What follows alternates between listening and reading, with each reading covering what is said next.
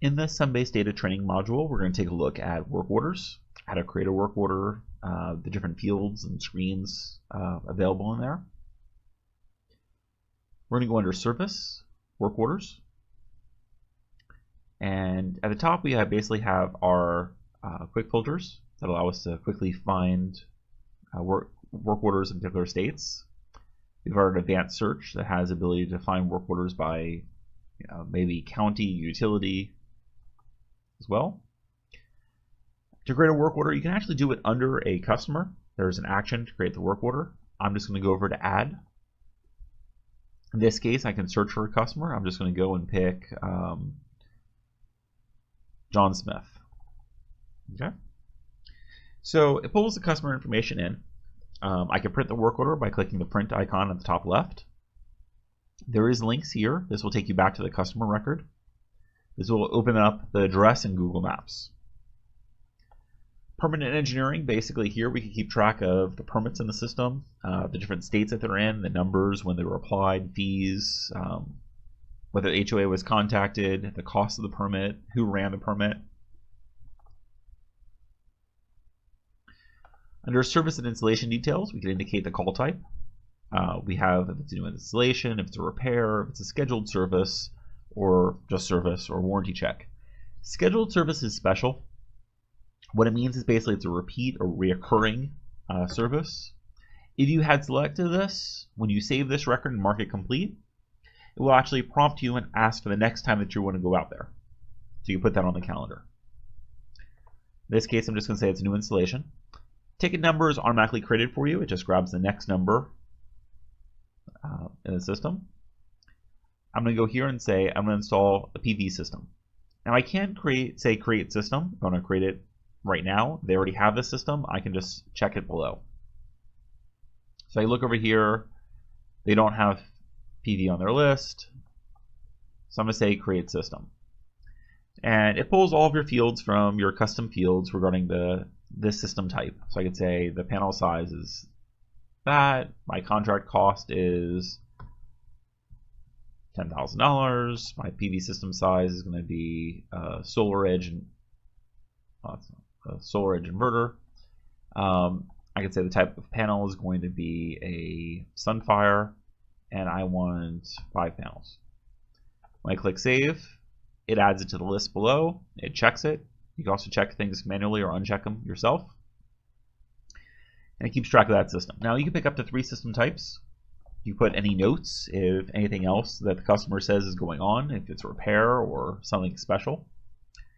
You can indicate the sales rep who actually got you this work order. Now this is important because when we figure out commission and we track that, we want to know who we have to give commission to.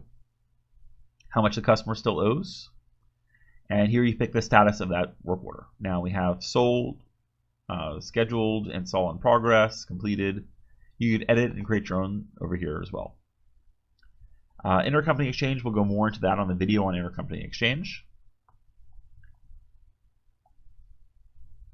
Here we're going to say who's doing the work. So I'm going to say Bob Smith is going to do this work. I'm going to pick the date. I could use this icon over here, or I can use the green calendar icon, which actually opens up the calendar. So I could say, okay, Wednesday at 9 a.m. When I click that, it tells me that's what I've selected. I say yes. I now have that date and time in here. Now that's useful because I want to make sure that I have no conflict, that Bob is available at that time. So I can visually see it on the calendar, select it. Now the one thing that we have to do is we have to give it an end time. This is important because when we want to show it on my calendar, we need to kind of have an idea of when you're going to start and end. I can also pick the crew. If I have different teams out in the field doing stuff, I can keep track of that as well. Once that's done, basically, and I click Save, this will now appear on the calendar.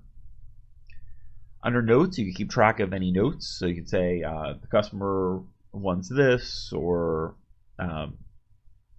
this needs to be done, or keep track of that. You keep track of products that are needed for this job. You keep track of cost analysis for this job, how much commission, how much the contract amount was, how much your actual cost was, so we can help figure out how much did you make off of this work order. Attachments, common things that people put in here are either permits. So they take a picture of the permit in the office, and that way if it's ever lost or stolen, it's part of the system. They could also look up the permit number 4 or 5 years later. You also have permit number under permits, but they often use this for before and after pictures. So if you want to be able to see what was done for a job, you can pull up the attachments and make sure that your installation crew is doing it to the standards that your company believes in. You can see a list of invoices for the job. That's actually down here. This is used if you want to keep track of, as you're working a job, what parts you're using. So I go over here and I can pick a part or a bundle. And it automatically pulls the default cost information from inventory. So I can keep track of, okay, I had to use these 5 parts or these 3 parts. I can link back to that invoice. Expenses allow you to add additional expenses for that job. Custom fields can be configured for work orders if you have additional fields you want to capture. Customer custom fields allow you to see all the fields for that customer. This is important because we have things like roof type. So if you want to make sure that you're putting the solar panels on and you have a certain type of bracket, you need to make sure you have the right roof type. Now it's also possible that whoever did the original sale can actually go take a picture of the roof, save it to the system, and then you can actually check the roof to make sure that it's the right one, so you don't waste the time going out there finding out that you have the wrong bracket. Work order history allows you to see any work orders that have been previously created for this customer. So if you look and see that you've actually been out there, someone's been out there 2 weeks ago fixing the same problem, you need to make sure that you fix it a little bit differently. Task list allows you to select a list of tasks and mark things that are completed off of that list and keep track of when things are completed.